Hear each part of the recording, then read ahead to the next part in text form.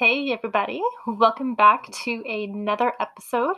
And today I'm going to be discussing the 3D to the 5D transition through a lens of love in my perception.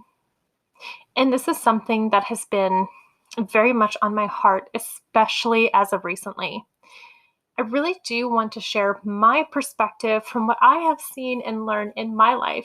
Not to say that I'm right and other people are wrong, but this is just my perspective with how I view things from this level.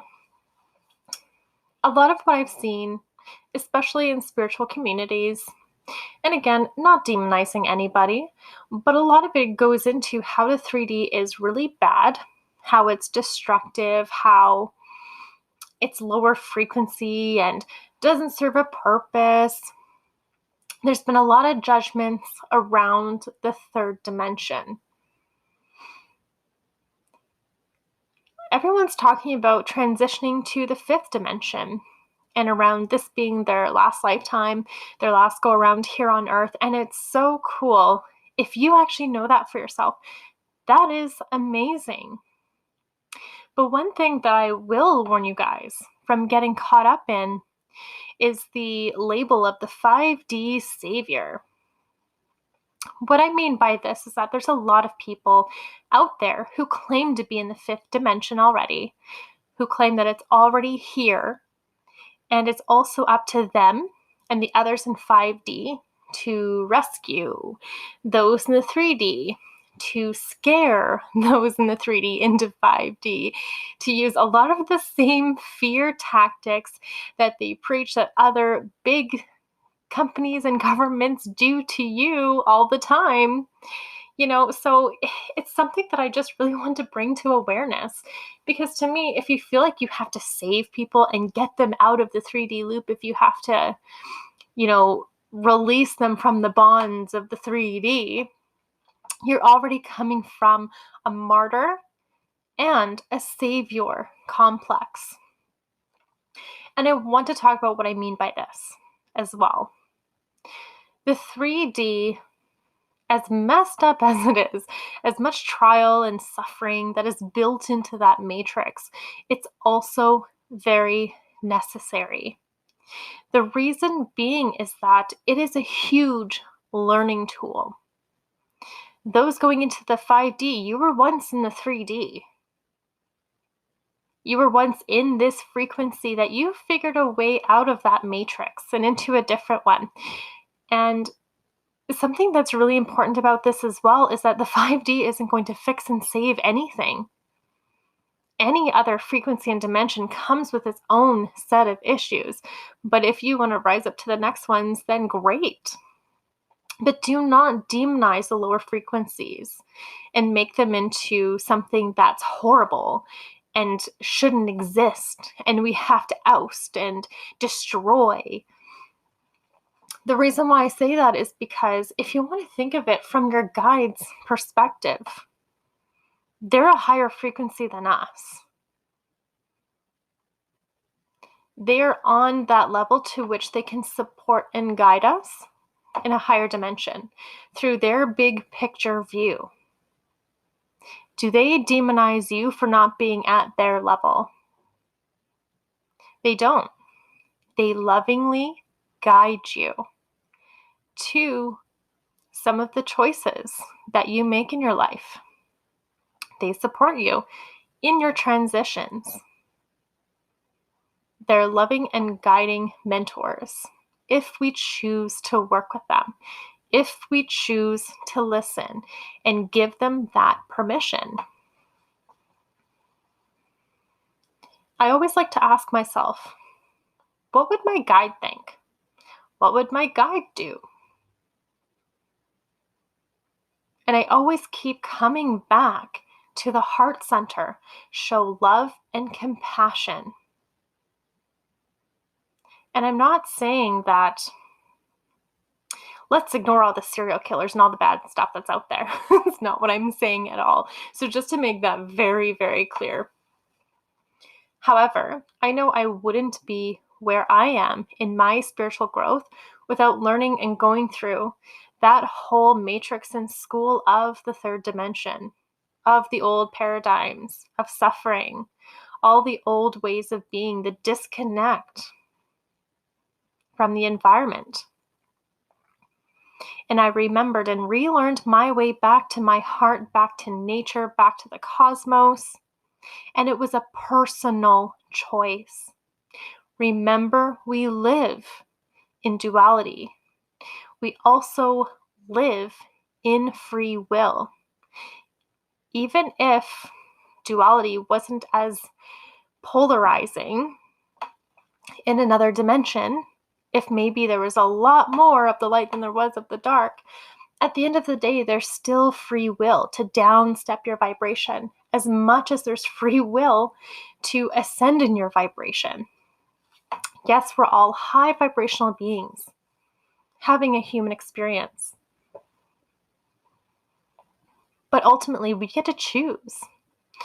Do we want to keep descending and learning in a different way? Or do we want to start going back the opposite way and start ascending into the higher frequencies? You can't force anyone or scare anyone into making different choices. You can lovingly release those who want to stay in the suffering matrix, in the triangle, and also know that a lot of times when people are stuck in the victim triangle is because in childhood, this is where they were. They were victims in that time. And by shaming them, by having a victim mindset, is not going to change this world. It will create a bigger divide. It will create a vast ocean between those who think they have it all figured out and those who may not be ready to take those next steps. And let me ask you, if you are that judgmental on a lower dimensional scale and spreading that much fear around, well, if you don't choose this path, this is what's going to happen to you. Is that really fifth dimensional speaking? Or is that ego 3D trying to be on a spiritual high horse? And I'm saying all of this with love because I want you to really think about maybe some of the ways that you've come across. I know I've done it as well. I'm not Little Miss Perfect. Definitely not. I've gone through all of these things myself. I've gotten sucked into some of the spiritual communities and with how they take over and control in some ways. How they can be just as ego-driven as someone in a corporate office or as a government official or whichever else. It's not unique to one place. It happens everywhere. My main message with the 3D to 5D, if you truly want to do the ascension work, is coming through the lens of love.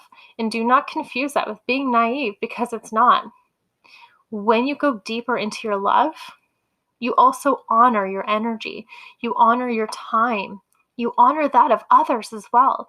You honor them. You have good boundaries, able to communicate what you need. Maybe not great all the time, but it's becoming better every single day. And the more those want to ascend, it's really a remembering of being grounded in this planet. A lot of us will think we have to leave this body and our spiritual self. We ascend only by going through our higher self. But it's not true. To me, what I have figured out and what my truth is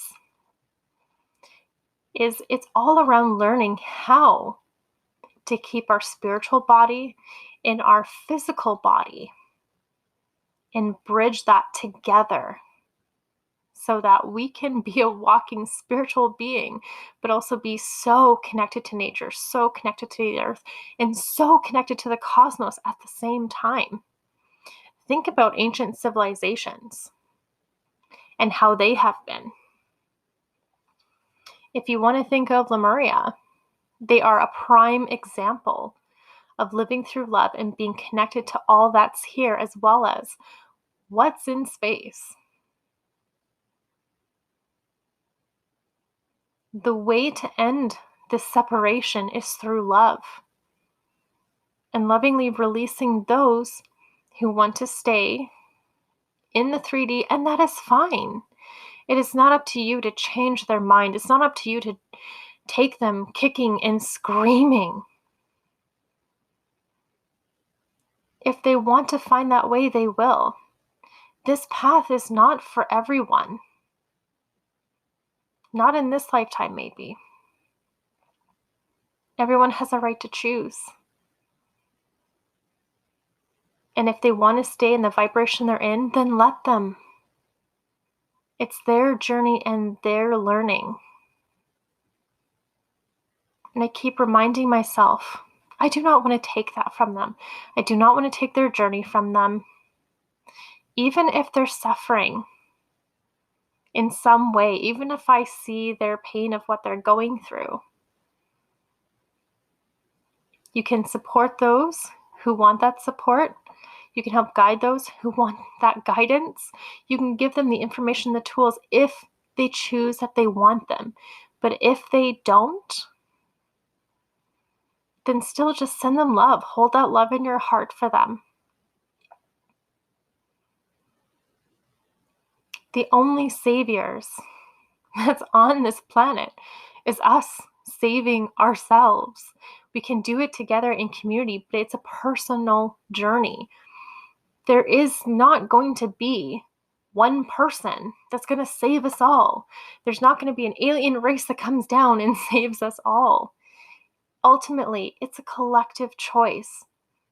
When we all start making our internal choices to change, to grow, to evolve, to become the best versions of ourselves that we can be while honoring our emotions and our body in this planet, we ripple that possibility out to so many others. If they choose, this is what's going to save the planet, is us reconnecting in that way. Creating those kinds of communities. Not just giving energy to all the negative stuff. Yes, we can be aware of what's out there. Yes, we can be aware of what's happening without feeding it energy. It doesn't have to be a big fear production if you find that there's something in your energy field that you need to remove. You can do it with love and lightness, with the help of your guides and your inner self, and remove whatever is affecting you energetically in that sense. Anything that's not yours, you can help dissolve it.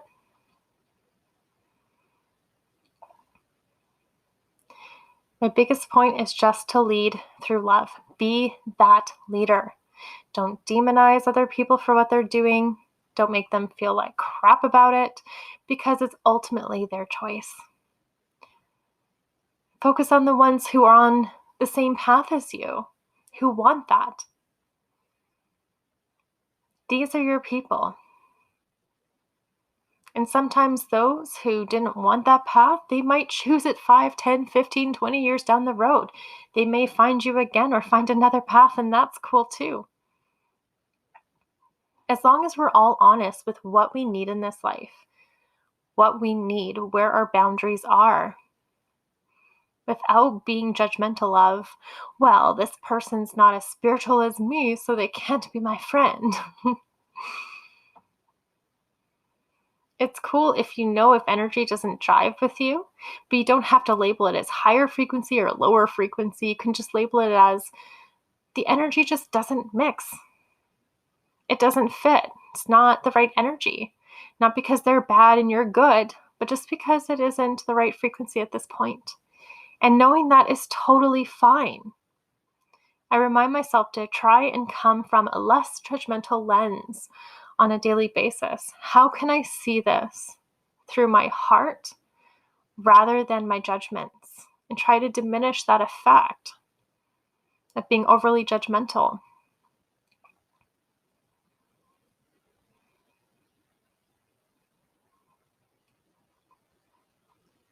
And this is a lot of, even when we go into different concepts, and yeah, it's anything that's a concept, of course, through the lens of consciousness. If you can conceive it, you're not it. That was mind-blowing to me when I took consciousness. So we can perceive a lot of things. And we can label ourselves and identify as many things. Doesn't mean that's what we are. So a lot of this 3D, 5D, a lot of it is just identities that people make. That this is going to be the next best thing. Oh, the 5D is already tainted. Gotta go to the 6th dimension. Gotta go to the 7th dimension. Gotta go to the 8th dimension. To me, does that sound like running? Does that sound like a flight response? Go to the next purest energy dimension that hasn't been tainted with lower frequencies. Do we know if there's ever a place where there isn't? Do we know of a place that is completely just pure? Do we actually know this? We may believe it, but do we know that? And I'm sure we can all create our own reality. We're incredible manifestors and creators even through the concept of the 11th chakra. We can create our reality. So I'm sure we can create that. But again, people put so much time and effort in going into the next high frequency dimension just to say, but we have to go to the next one or the next one or the next one. We have to run from these energies in order to feel safe. That's kind of what they're saying in a lot of ways. So how can you do your internal work in the energy that you're in? Yes, you may be ascending and going into higher vibrations, but is it because you're running from something or because this is a natural progression? Just something to think about. When you start running from things or try to go to the purest thing to get away from something, to me, that's an ego trap. It's a flight mechanism based out of survival. So then you have to ask yourself, why? Why do I feel the need to run? Why do I have to get away from this? And this is where working on your sovereignty steps are extremely important. So check out my podcast, that episode of the 7 sovereignty codes. If you're feeling like you're constantly feeling as if you need to flee from things in order to get to the next purest form. It's always the next step, right? And I'm not saying that this is the case with people that are in actual dangerous situations. Yes, you do have to get out and then work on rebuilding your energy. Work on your healing. It's not easy to get out of those actual dangerous situations. But then from a spiritual perspective, if we're constantly running, it's not healthy either.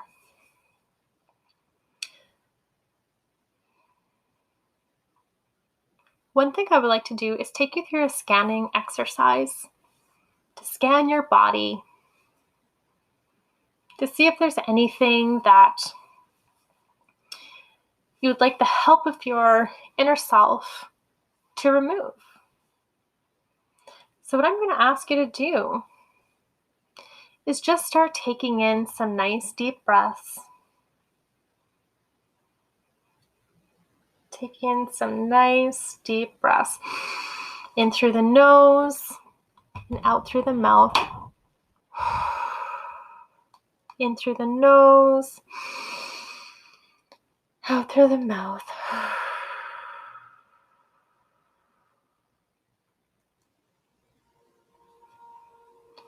And as you do this, I want you just to focus on how your body is feeling, pushing the breath to any tense or tight area of the body.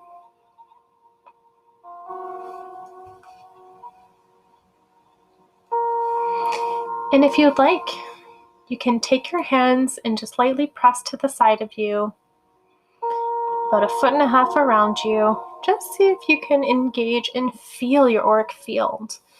Maybe hear it, maybe see it in your mind's eye. If there's any colors, just engaging all of your senses with your body, with your energy fields. Taking those nice deep breaths.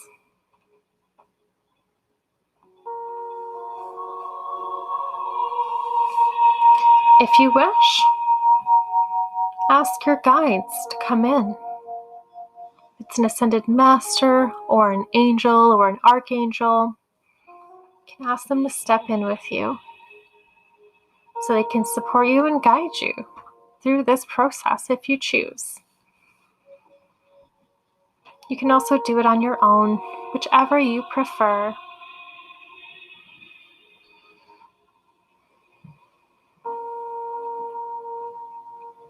And then I want you to visualize a bar above your head with a white light.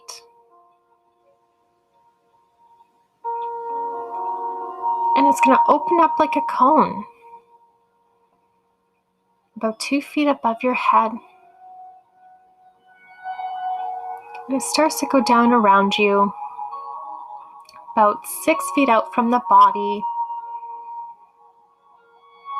but wrapping you up in like an oval in this beautiful, bright, shimmering light.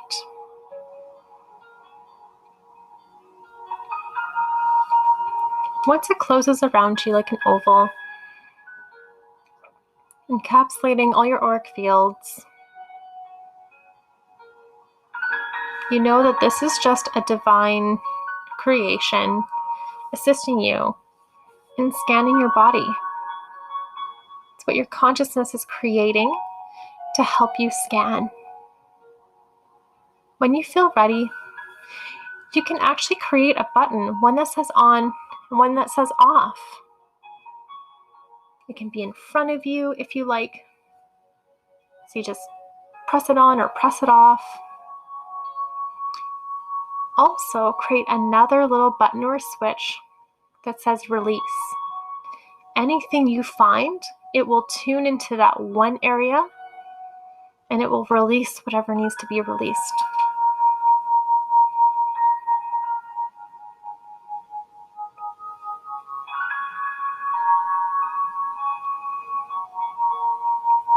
Now I want you to turn it on. And as you turn it on, you see the light, another light come from the top. And it'll scan through all your energy and your body as it makes its way down to the head, through the face, the neck, the shoulders, down through the chest, the abdomen, the hips, down the legs, knees, and feet. And when it gets to the bottom, it'll go back up and it'll continue scanning your body.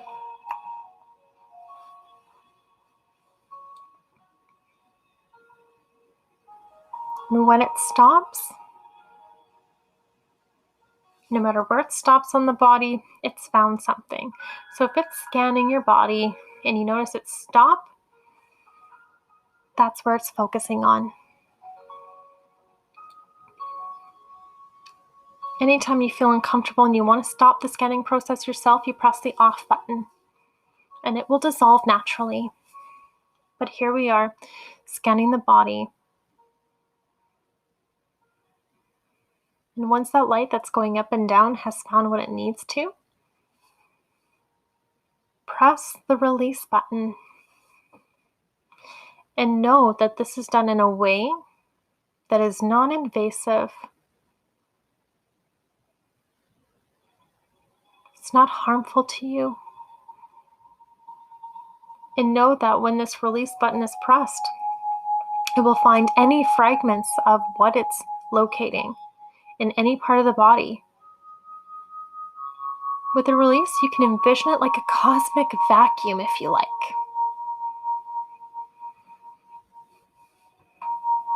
Honing in on that one area and only releasing and sucking out whatever it is that's not yours.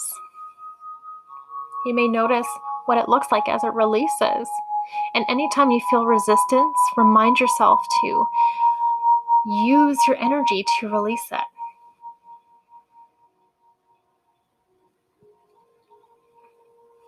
You must let go of it. Sometimes it might look like shards of glass, but as it's releasing, it will round off. Just know that this mechanism will round off anything that might be potentially sharp or jagged. So as it releases, it'll be safe for you.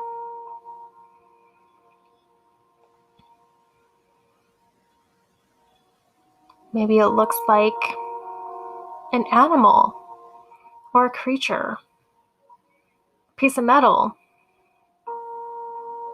or a cloud. It can literally look like anything. And what it looks like isn't important.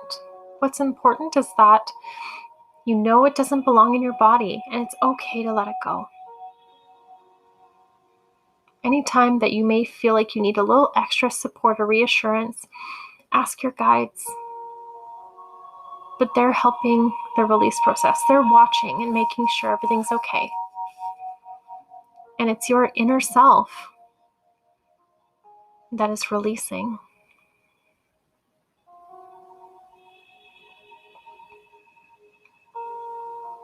Once you've completed the releasing, whether it's one thing or multiple things, you can stay here as long as you like, as long as you need to release it. And when it's fully released, this cosmic vacuum will close up on its own. And when it does, you fill that spot. As energy does take up space, so you fill that area with the color that you feel the most connected to, that feels soothing, that feels warming, that feels activating for you, to help nourish and nurture that aspect, that part of the body that just released, to help the brain and the heart and the navel reconnect. You can also visualize the brain, heart, and navel all reconnecting to that place. All the little nerve fibers being able to go directly there. The streams of consciousness flowing like a river to those areas.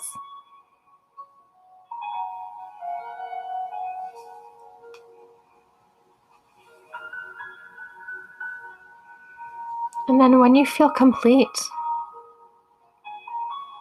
you'll press the off button, and the scanner will naturally just close up and dissolve on its own.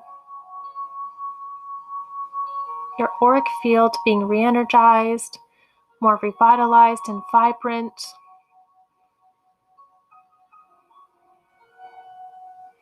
And know that this tool is your tool that you have created, that you can use anytime.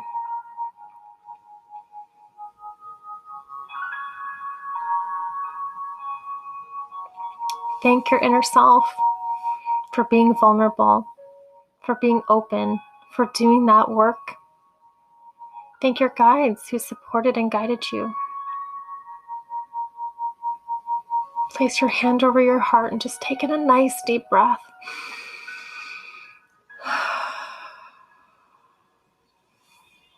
Just move your body. Roll your shoulders, move your neck from side to side, move your hips, your back, and just see how your body feels after that scanning and releasing. It's such a powerful tool that you can take with you anywhere.